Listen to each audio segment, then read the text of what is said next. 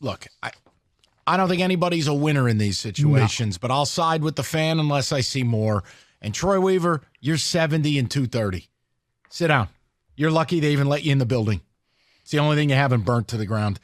You can't be telling a fan you're going to beat his F&A. I mean, come on, man. You're still getting paid. That's why I think something worse was said, because he's so mild-mannered. It's so unlike him. Then again, we saw the mild-mannered Monty Williams at the press conference after they got screwed by the Knicks. He actually showed coaching chops. Let's go to the people, see what D's got to say. 97.1. What's up, D? Man, good to hear from you, family. What's going on? What's up, D? Hey, D. All right, fellas, look, man, since don't nobody really want to say what's really happening, I'll go ahead and say it. If you look at the video, when you guys get a chance, this white guy is standing in front of a half a row of look like maybe 20 to 30-year-old black people. Okay. I don't know if they were kids or whatnot.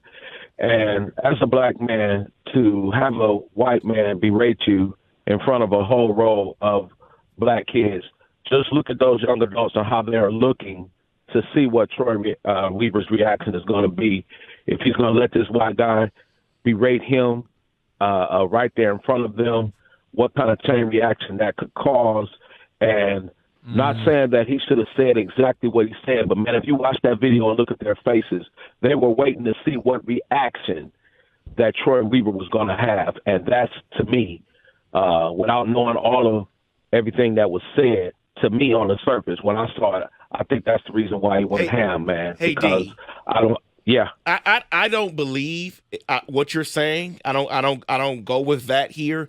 But wouldn't acting like a professional be a better example for those kids and not going after the guy and repeating what he said? Wouldn't that be a better example for Troy absolutely, Weaver? because that's why I said I wouldn't have, did all the cussing and everything, you know what I'm saying? But I could see why he had a reaction. That might not have been the reaction I would have had, but to have some type of reaction, I can understand that, because I don't believe that if that was a white general manager, that guy would have said, hey, man. But I don't think he's calling him out because of race, though. No, I disagree. White, black, or space alien, you're 70 and 229. D, race doesn't come into it. There was a march on Ford Field. Matt Millen was white.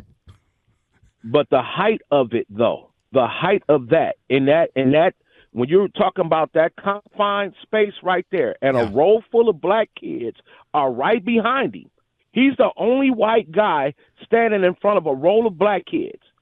I'm guaranteed if you watch that video, man, you would see. But I don't think that he should have. Troy's not being called out because of his race. He's being called out because he's bad at his job. I don't think this white man is calling him out and heckling him because he's black. Inserting race into a front office position who is 70 and 229, I think that cheapens actual examples. Right, unless, like we said, something was then said. That's different. That's completely but what different. I'm not going to do is just speculate the worst, like this fan's the worst person in the world. That's not fair to him either. Right. Here's what I do have on tape. A GM who shouldn't have a job threatening this guy. That's a threat. Yeah, it is. Period. I didn't hear a threat in you suck at your job. Some would argue that's a statement of fact. Oh, yeah. I mean, it is a fact. Now, if there's other stuff, okay. Look, but what he should have done, obviously, is if he was pissed off at the fan, he should have gotten security and just had him thrown out. That's it. And that's it. It's your building. There have been people who have been thrown out for less. Right, and all he had to do was push a button. He's gone. End. Yes. Over. Bringing race into it is silly to me. Absolutely silly. Steve, 97.1. What's up, Stevie? Hey, just a quick response to the previous caller's comment. I think if what he said is true, that there was a bunch of black guys standing behind the white guy, we can probably rule out that that the white guy didn't use any racial slur, because we would have seen it in the reaction in those guys behind him. That's possible, but I will say this. D never intimated that there was racial slurs used. No, he didn't. But I think if the facts that he laid out are true, that there's a bunch of black guys standing behind the white guy, that, if the white guy had said something, wrong racially, the black guys would have reacted, and we would have seen that, and then could infer that, yeah, he did say something racially wrong. But since they didn't respond in that way, it's probably likely that he didn't say anything racially charged. The thing I called about, though, is, obviously the overwhelming majority of callers and texters are going to side with the fan, or at least against the Pistons GM in his response. But I'll take it a one step further, in that not only should the GM not have reacted the way he did, but he should be thankful for that fan. For anybody who at this point in this season, with Still this cares. performance, to go down to the even if they get the ticket for free, to spend 2 or 3 hours of their time to go down there and to care enough to say something, because it does take some balls to say something like that, and to care enough to say something, that GM, if he had had the IQ to actually run the organization properly, and the self-awareness to understand the situation he's in, should have responded by saying, "Thank you, you're right, we're going to do our best to turn it around." Instead, his reaction was to, they can't sell any tickets, and now the guy wants to kick out the few people who do end up making it down there. There's no surprise why the organization is performing the way it is with guys like him in charge. No, and that look, ultimately, the problem I have with it, you're a paid professional. All right, you want the guy kicked out, you can kick him out. The reality is you have the worst record of any general manager in the history of this league. You're lucky you're collecting a paycheck. For him to act that way, imagine a different GM in this town. Imagine it. Oh, I know. It's unthinkable. Don't normalize this behavior. Look, we know. Hey, I love the George Carlin line. Think about how dumb the average American is, and then realize half the population is dumber than that. We know most fans are ding-dongs. The whole point I'm making to you is, don't normalize this behavior from a high-ranking executive of a roughly $2 billion organization. Don't normalize it.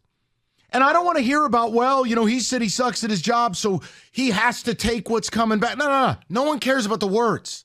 We're talking about the accountability that in the position you are, Troy Weaver, you are an owner. A couple weeks ago, remember David Tepper? Yes. Throwing a drink? Can't do it. No. You can't behave that way. It's the unfair part that you're going to get made fun of. You're going to get things thrown at you verbally. And guess what? That's part of the job. And you know what? The league or the Pistons should come out and say something, number one. Well, is Gores awake? Does he know this took place? I don't know. Was he at the Oscars? He probably was. I don't care. Because if I owned the team, my GM would be suspended.